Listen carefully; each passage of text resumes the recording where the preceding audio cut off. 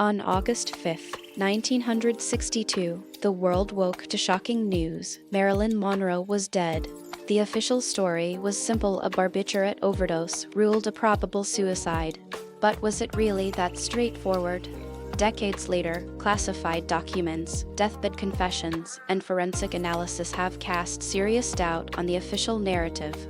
Today, we're examining the evidence, the timeline, and the unanswered questions surrounding one of Hollywood's greatest mysteries. Stay tuned as we uncover what really happened that night. The official story. According to the Los Angeles Police Department's report, Marilyn Monroe died on August 4, 1962, from an overdose of barbiturates, specifically chloral hydrate and pentobarbital. Her housekeeper, Eunice Murray, claimed she found Marilyn unresponsive in her Brentwood home at around midnight. An empty pill bottle was discovered, and the coroner ruled her death probable suicide. Case closed. But here's where it gets complicated. The toxicology reports showed barbiturate levels high enough to be fatal, yet there were inconsistencies in how and when Marilyn supposedly took them. The official timeline would shift multiple times over the years. The suspicious timeline. Here's where the official story falls apart. Multiple witnesses reported seeing Marilyn alive hours after the time authorities claimed she died. Some accounts place her death as early as 4:30 p.m., while others suggest she was seen or heard much later. Additionally, when authorities first arrived at the home, there were discrepancies about the pill bottle. Some reports say it was found empty, others describe different medications entirely. Murray's story also changed. She first said she discovered Marilyn around midnight, but later claimed she actually found her much earlier. The coroner never actually examined Marilyn's stomach contents, which would have revealed when she ingested the pills. The Robert Kennedy connection. Perhaps the most explosive theory involves Attorney General Robert F. Kennedy. By 1962, Marilyn had allegedly been romantically involved with both President John F. Kennedy and his younger brother.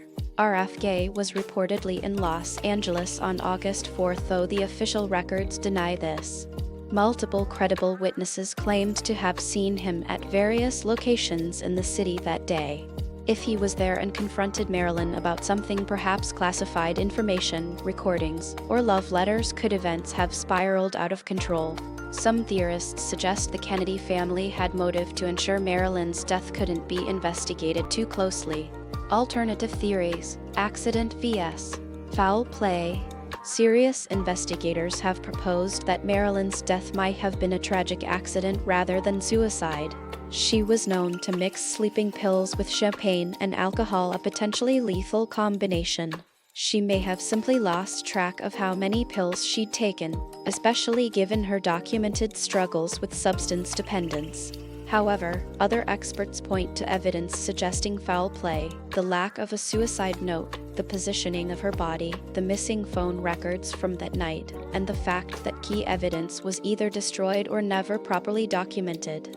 Forensic pathologist experts reviewing the case decades later have noted that the autopsy was rushed and incomplete by modern standards.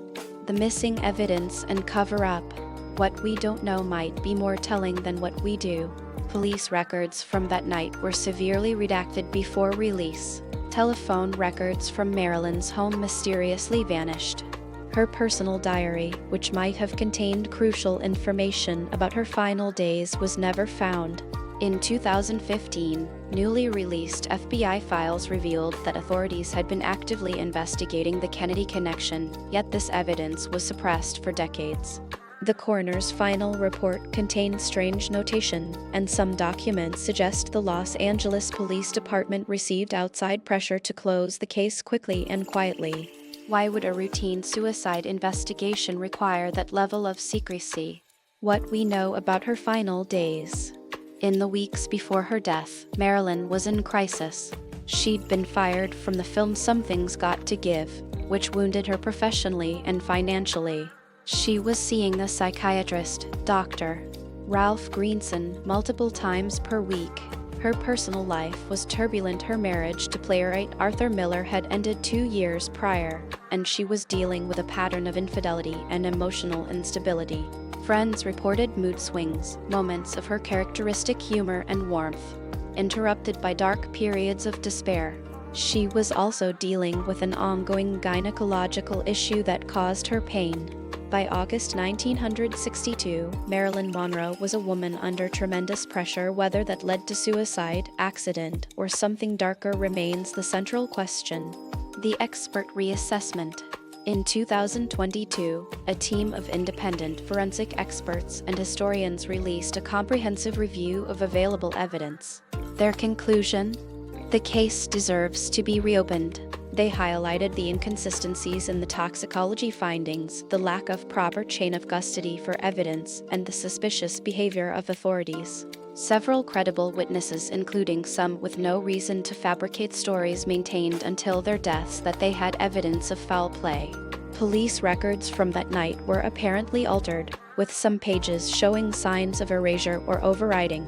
The experts couldn't definitively prove what happened, but they made clear that probable suicide was far from the only plausible explanation. Why it still matters. 60 years later, why are we still talking about Marilyn Monroe's death? Because it represents something larger, the question of truth, power, and accountability. Whether she died by her own hand, accident, or foul play, the mishandling of evidence and suppression of information robbed us of closure and justice. Her story also reflects broader issues: the exploitation of women in Hollywood, the toll of fame, and the vulnerability of those who challenge power structures. Marilyn's life was extraordinary. Her death deserved an extraordinary standard of investigation and honesty. Instead, we got bureaucratic shortcuts and whispered rumors. That's why people continue to search for answers. The truth about what happened to Marilyn Monroe on that night in August 1962 may never be fully known. But the questions we've explored today reveal a story far more complex than the simple official narrative. Whether you believe it was suicide, accident, or something more sinister, one thing is clear: Marilyn Monroe deserved better than the investigation she received. What do you think happened? Share your thoughts in the comments below. If you enjoyed this video, smash the like button and subscribe so you never miss a video like this one.